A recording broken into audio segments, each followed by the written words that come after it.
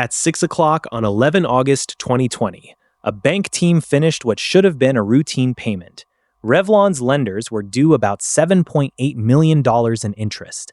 One employee entered it, a second checked it, and a senior manager approved it. The next morning, they discovered that $893,944,008.52 of the bank's own money had gone out as principal too. By the end, you will know the 4 doors operational losses walkthrough, why 3 pairs of eyes still missed this one, and the 3 questions that expose the next failure before it leaves the bank. This is operational risk.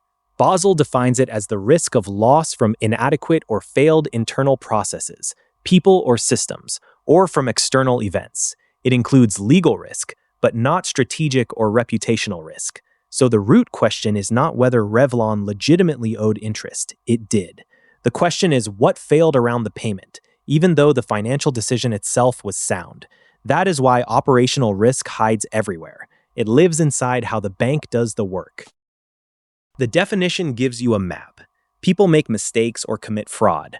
Processes leave gaps between the rule and the real work. Systems fail or do exactly what somebody configured them to do. External events arrive from outside like a cyber attack, a flood, or a power failure. One event can walk through several doors at once. Citi's payment touched 3. A person selected the wrong fields. The review process missed it. The system then executed the instruction exactly as entered. Citi called its approval process 6I. One maker entered the payment, one checker reviewed it, one approver gave the final sign-off. The principal was supposed to stay inside Citi in a wash account, but the FlexCube workflow required 3 fields to be set correctly: front, fund, and principal. Only principal was selected. All 3 people believed the money would stay inside. All 3 were wrong in exactly the same way. Here is the tempting answer: human error. Retrain the employee, replace the employee, problem solved. But a second person checked the same screen and a third approved it. A warning even appeared saying funds would leave the bank. It showed neither the amount nor whether it meant the intended interest, the principal, or both. The checker clicked yes because some money was supposed to leave. The problem was never one careless finger. It was a control that asked the wrong question. Punch. Tempting answer. Human error at error. Real problem. The control asked the wrong question at control. A control does not become independent because 3 people repeat it. If maker, checker, and approver all rely on the same screen and the same assumption, 3 approvals can be one control wearing 3 badges. That is the lesson inside Citi's mistake. The system did not malfunction. The process told people how to override the default, but none of the 3 understood that all 3 fields mattered. People, process, and system did not fail separately. They failed as one chain. The payment was discovered the next morning through reconciliation, matching what should have moved against what actually moved. Basel expects banks to learn from more than booked losses. They collect loss events, near misses, and relevant external events. Then they ask what caused the event, which control failed, and how the same pattern could recur somewhere else. A near miss is the useful version of this story. You get the warning without first sending nearly $900 million out the door. Operational risk management and operational resilience are close, but they are not the same.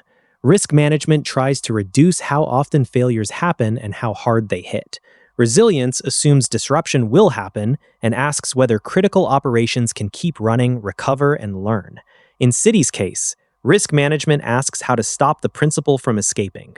Resilience asks how the bank keeps processing legitimate payments safely while it investigates, recalls the money, and repairs the workflow. In the European Union, DORA has applied since 17 January 2025.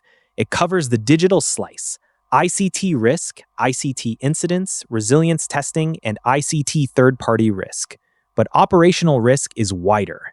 It also includes manual processing errors, internal fraud, legal risk, physical damage, and other outside events. Basel's June 2026 ICT report puts the relationship plainly. ICT is one key component of operational risk management, and it supports the broader goal of operational resilience. One slice, not the whole pie. Banks already use machine learning and fraud. anti-money laundering, and transaction monitoring to flag unusual payment patterns. That can help find the next anomaly sooner.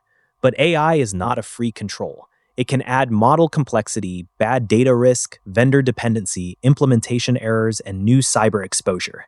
Put an AI alert into Citi's workflow and the same question returns. Does the person reviewing it understand what the system is saying? A new control can close one door and quietly open three more. About $385 million came back after Citi sent recall notices. Roughly $504 million stayed in dispute. A district court first ruled for the lenders who kept it. In September 2022, the appeals court reversed that decision.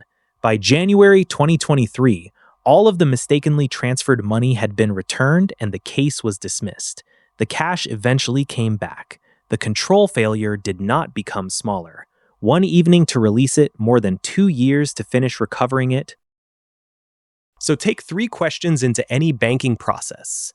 First, what can fail across the people, the process, the systems, and the outside world? Second, which control would detect that failure before the loss, independently, not by repeating the same assumption? Third, if that control still fails, how do the critical operations continue safely? Citi had 3 approvals. It did not have 3 independent understandings. That is the difference between a control on paper and a control that actually changes the outcome. Credit risk is the borrower failing to repay. Market risk is a price moving against the bank. Operational risk is different. The financial decision can be perfectly sound while the way the bank executes it fails. Revlon's interest was genuinely due. Citi's payment process still sent nearly $900 million extra, so keep the simplest definition. Operational risk is the risk inside how the work gets done.